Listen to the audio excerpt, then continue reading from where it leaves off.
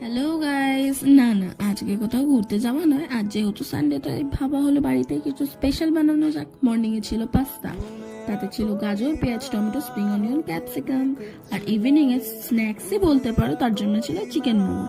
আর এখানটায় মোমোর স্যুপ তৈরি করা হচ্ছে, তাতে রয়েছে চিকেন, স্প্রিং অনিয়ন, বাঁধাকপি, অল্প পেঁয়াজ, অল্প গাজর, পরিমাণ মতো লবণ, সোয়া সস, গোলমরিচ। মোমো স্টাফিং এর জন্য দিয়ে দেওয়া হয়েছে চিকেন, লবণ, পেঁয়াজ, গাজর, স্প্রিং অনিয়ন, আদা বাটা, রসুন বাটা, সোয়া সস, গোলমরিচ।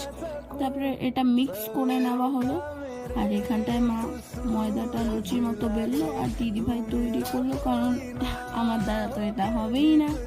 আর তারপর জলে লেবু দিয়ে দেওয়া হলো, কারণ জলের আয়রনের জন্য যাতে বাসনের দাগ না বসে। তারপরে দিদি ভাই মোমো সাজিয়ে দিল। আমার তো খেতে হেব্বি লেগেছে। আর আমি মোমো খেতে থাকি, তোমরা ততক্ষণে চ্যানেলটা সাবস্ক্রাইব করো।